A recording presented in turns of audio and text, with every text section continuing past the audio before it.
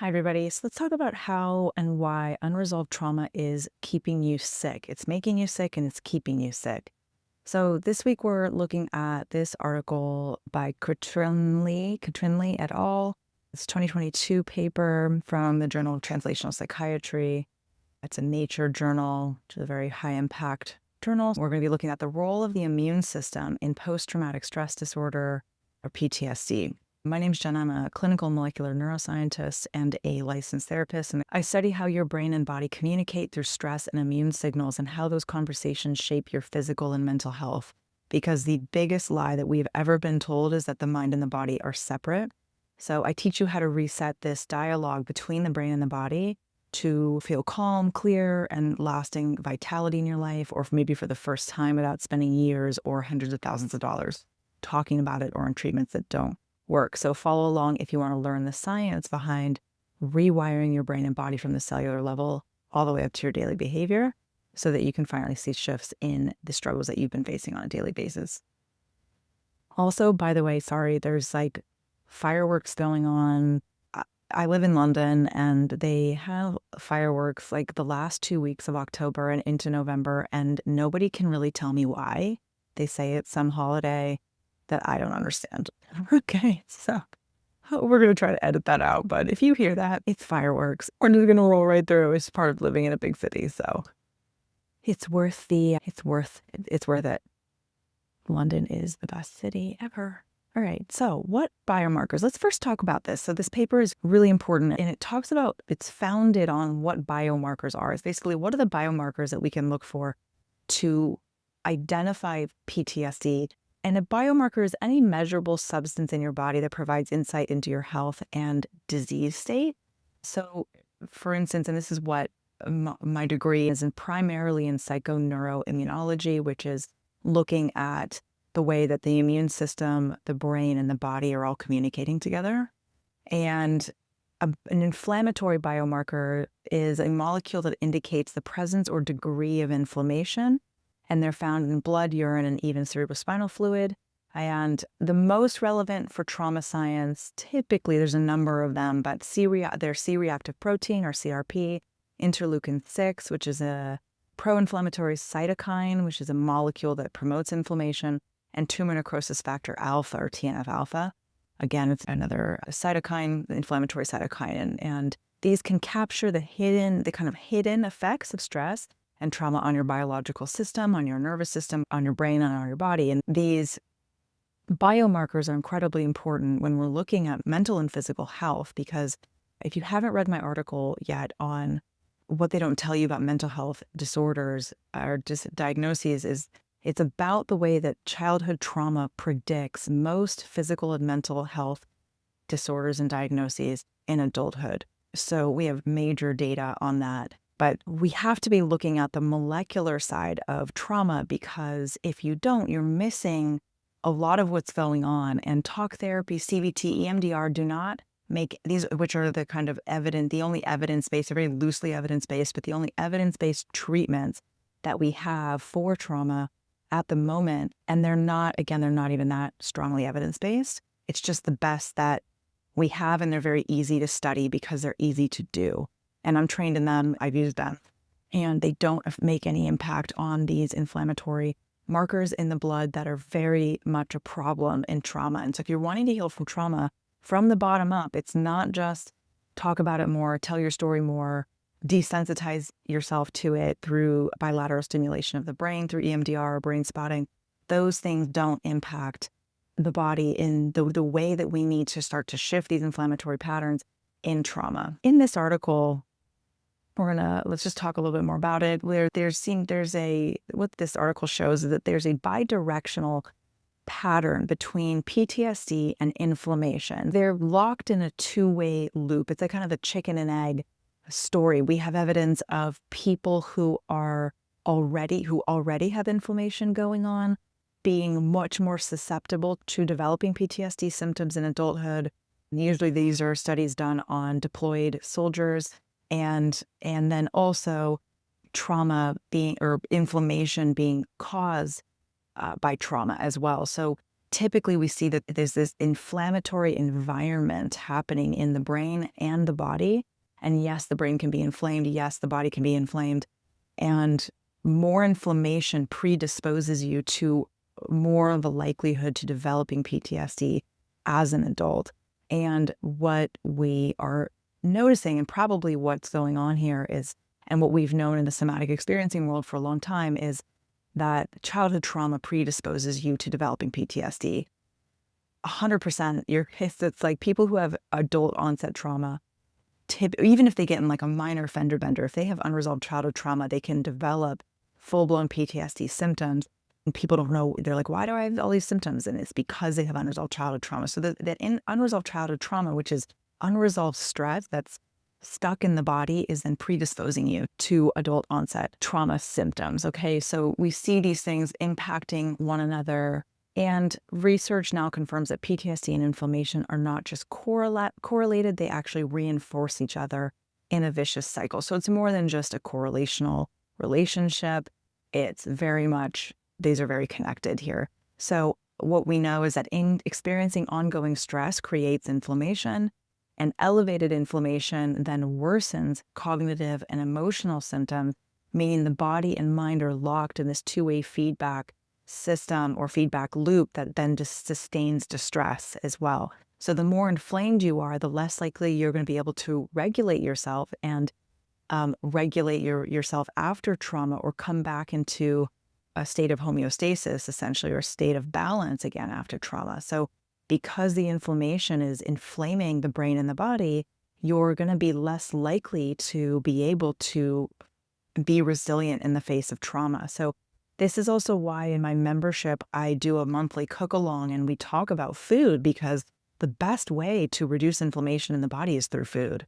So I'm going to talk more about what to do about some of these, about the inflammation here, because there's not a lot of treatments. There's not like a medication that we have that's going to just reduce inflammation. Now we have research that shows that people with, for instance, treatment-resistant depression are very clearly have elevated inflammatory cytokines in their blood and brain. And that shows up in peripheral when they take blood and urine, but also centrally in the central nervous system, which is the brainstem and the brain, and in the spinal column. So when you take cerebrospinal fluid from them, they have increased inflammatory cytokines, both centrally and peripherally. And when they give folks the antidepressants don't work on their own, but if they pair them with an anti-inflammatory, they tend to work better. So that's telling us that the inflammation is preventing people from getting better. It's the same with trauma here. It seems to be the same with trauma. And there's different studies say different things, but primarily there's a clear, consistent pattern across most research that shows that inflammation is a primary issue here. So let's also just set the record straight about things that are touted as evidence-based, but they're evidence-based because they're easier to study. You can do EMDR, CBT, and track people in terms of self-reported improvements typically. And so they're much easier to study than other modalities that are more of an art form than a protocol. Things that are very much the treatment or modalities that are more clinician dependent. So it really depends on the skill of the clinician. It's going to really vary. That makes studying these modalities pretty difficult in general, because even in the EMDR, CBT, they can be applied in various ways that could vary from clinician to clinician. And even if they had a protocol. So these psychological treatment, again, I put them in quotes because they're not typically treatments, because people don't actually get better longitudinally or long-term. They typically have to come back, and it doesn't reduce the inflammation in people's systems. A lot of people as well with trauma drop out of studies that involve CBT or EMDR because they're so dysregulating, and that doesn't get talked about, that doesn't get published as much. And so these cognitive therapies or these desensitization therapies like CBT, cognitive behavioral therapy, talk therapy, EMDR, can help to some degree with PTSD and trauma symptoms in the short term, but there's little to no statistically significant evidence of them helping long term. So again, a lot of these studies are 12, 14 weeks. They're not checking in with people longitudinally, or if they do, the people have gotten worse, or they have to go back again. Again, if you have to keep doing something, it's not a treatment. It's just a Band-Aid, in my opinion. Okay, so I like to tell people what they can do that's actually going to reduce the inflammation and reduce the sensory issues that come with trauma. And again, in these studies, people tend to drop out. They don't tend to get better, or if they do get better, they have to keep coming back. And so the hard science on this, though, is pretty unequivocal that none of the major clinical trials show that cognitive therapy or EMDR lowers those key inflammatory markers like CRP, TNF-alpha, interleukin-6, interleukin-12, 13, IL-6, 12, 13, 1. And even when people feel better mentally, that's fine, and it can reduce stress in the short term. But there are other things that are better at reducing inflammation and rewiring the sensory system. That is very much at play here. And the HPA axis, which is our hypothalamic pituitary adrenal axis, which is the stress response system that goes haywire when we have unresolved stress and trauma. So numerous studies show that while CBT is effective for mental health outcomes, post-treatment levels of CRP, IL-6, and TNF-alpha remain completely unchanged, meaning that cognitive therapy does not normalize the biological features of PTSD, okay?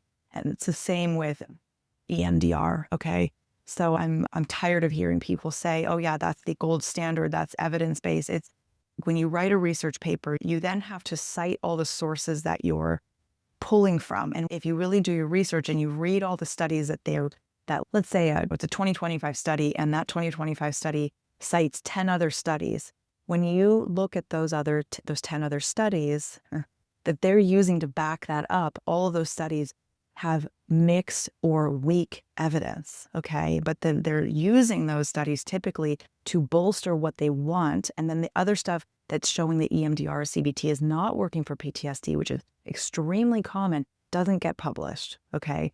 Science tends to publish about what is working to some degree, but it's always really good science to also publish what didn't work. It's really useful to say, hey, this didn't work. And ideally, when we're publishing, we are also publishing those things. It's really useful. It doesn't mean that the study failed. It's just saying, hey, there might be another mechanism here that's affecting trauma treatment or the people getting better. What they've also found is that EMDR and CBT tend to be equivalent to general mindfulness, just general mindfulness in general, like overall for treating trauma. It's not necessarily getting into, just because people are doing mindfulness doesn't mean that it's also trauma informed either, right? We have to, when we're looking at mindfulness, it has to be a certain type. And some people with trauma don't do well with certain kinds of mindfulness because they're dissociating, or there's not enough embodiment involved. It's not being supervised by a clinician that is trained in tracking the physiology of somebody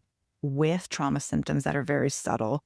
And a lot of people, again, who are trained in EMDR or again, these kind of more traditional modalities go for a weekend and then they're coming out trained in these pieces. But a solid trauma treatment training should be anywhere from 2 to 3 years or more, in my opinion, knowing what I know about how to effectively treat trauma as a neuroscientist and as a therapist. In all rigorously designed treatment studies, even those lasting 3 months or more, blood, urine, and cerebrospinal fluid or CSF markers of inflammation remain stubbornly elevated post-therapy when it comes to CBT and EMDR. The fact that these treatments don't reduce inflammation, even in cerebrospinal fluid, shows you that it's not even affecting the brain's inflammatory levels or the stress levels that are connected to inflammation. And one of the theories is that, we're not seeing a reduction in inflammation in blood and urine, which is the peripheral nervous system. We're not seeing changes in the peripheral nervous system. So maybe it's just that it's getting metabolized before we can detect it in the blood or the urine. But if that were true, then we would see effects in the CSF, in cerebrospinal fluid, because it would be an immediate change potentially, because various neurons are then going to be secreting anti-inflammatory cytokines. We're not seeing a reduction in these pro-inflammatory cytokines in the brain, even in cerebrospinal fluid. So we're not seeing it anywhere in the body, okay? So let's talk about what does help, okay? I'm going to go into this a little bit, and then in my neuroscience deep dive, which is on my Substack, which I'll link below. The neuroscience deep dives are for paid Substack subscribers for the cost of 2 coffees a month. You can be a paid Substack subscriber. It's extremely affordable. And you can get all my deep dives, my neuroscience deep dives every week in my 2-minute Tuesdays, which are 2 to 10-minute practices roughly that will help you implement what I'm talking about here every single day. They're very simple, easily practiced daily routines and protocols to help you start to rebuild these neural pathways in your body so that you can begin to change what I'm talking about. And it really just takes a few minutes a day. So if you're a paid Substack subscriber, the deep dive will be there. And then as well, I highly recommend for anybody to take my course, Will I Ever Be Good Enough? This is a very extensive course that's extremely affordable that built on my viral 2-hour workshop, which I also called Will I Ever Be Good Enough? Because it was so popular. I created a whole long course on it and it goes into the psychological impact of trauma on the brain and the body, of the impact of having a narcissistic or emotionally immature parent, and what that does to the brain and the body and the psyche and the nervous system. And there's also a whole neuroscience module that goes into all of this in a much deeper level, and then a whole module on what to do about all of this, because it's a lot. And early neglect, early abuse, emotional mental abuse has very specific impacts on the body and the brain that are even different from physical and sexual abuse in childhood. And the complex PTSD brain is different from the PTSD brain. So complex PTSD comes from developmental trauma. And so if you're wanting to get better from all those things, that's what I highly recommend, being a paid Substack subscriber. And I'll link that below. And then also enrolling in my course, Will I Ever Be Good Enough? I will also link that below. So what does help? Let's look at holistic, multimodal strategies here. And again, I'll go into more detail in these in the neuroscience deep dive. So number 1, diet and omega-3s. There's clear evidence of high quality omega-3s that significantly lower inflammatory biomarkers, and they are associated with improved mood and resilience in trauma-exposed populations. So important to get a high quality omega-3 on board. I'll put some of my favorite ones below.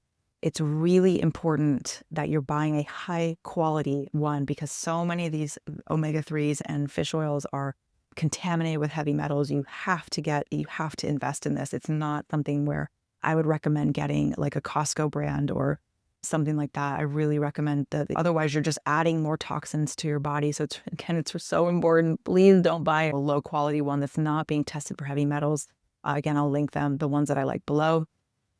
And antioxidants, polyphenols, and plant-based diets also help regulate inflammation and offer strong neuroprotective effects, especially antioxidants and polyphenols.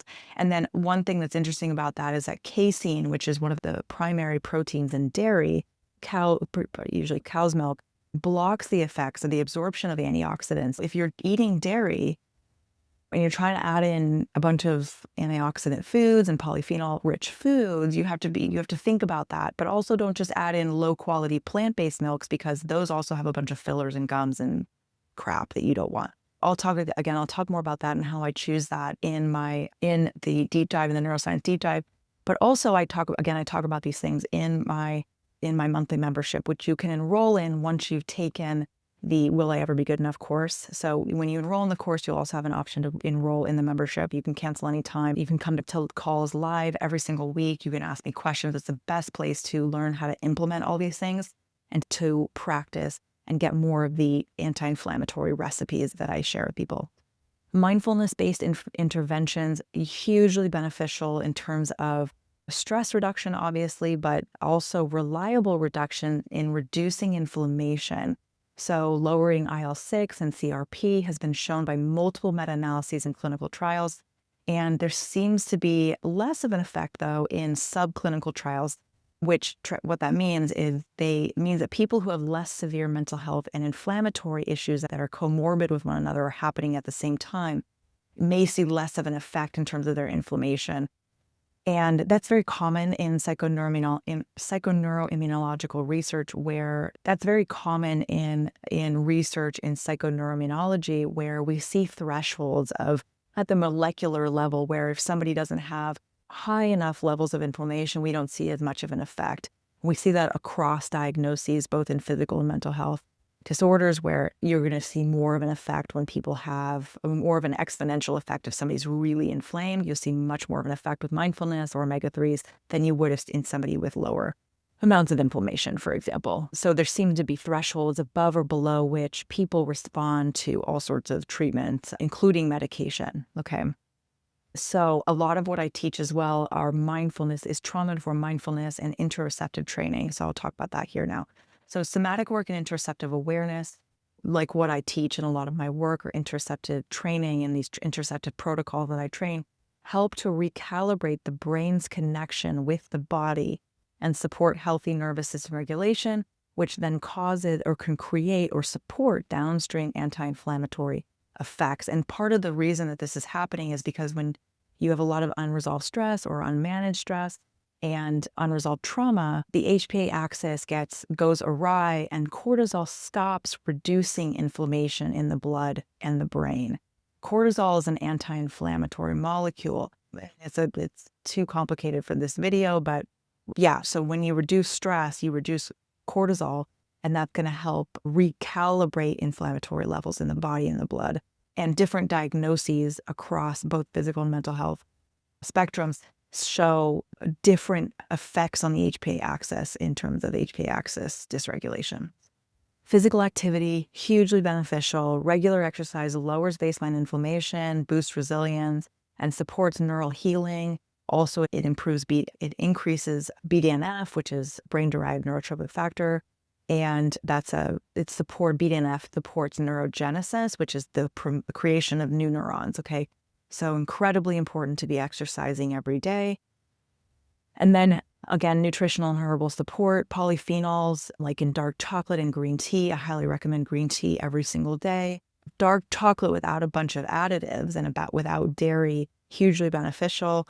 And specific supplements like curcumin, I have some too, which is the active ingredient in turmeric. Not all turmeric is created equal. It must be heated. It must be cooked with black pepper to make it bioavailable.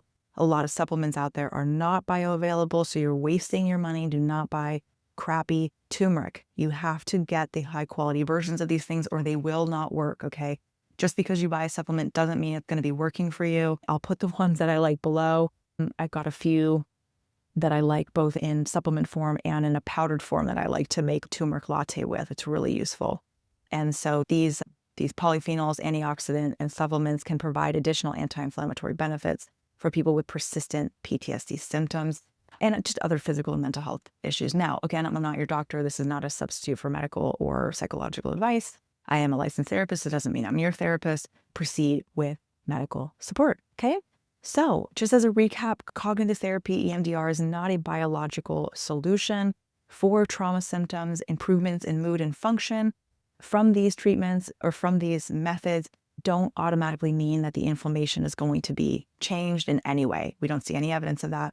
True trauma recovery happens through a multi-layered, science-driven approach through diet, nutrition, mindfulness, movement, body-based approaches, and interoceptive training in conjunction with therapy. And that's going to offer the best odds for healing both body and mind because, again, trauma symptoms are sensory in nature, okay? Remember that any unresolved trauma can make you sick, but there is evidence behind holistic action. You have to just do lots of little things every single day to support your system, okay? So again, if you haven't signed up for my course, Will I Ever Be Good Enough? We'll link it below. My Substack will be linked below. All those supplements that I recommend, I'll link below as well. And I would love to see you in my membership as well once you've taken the Will I Ever Be Good Enough course. All right, see you soon.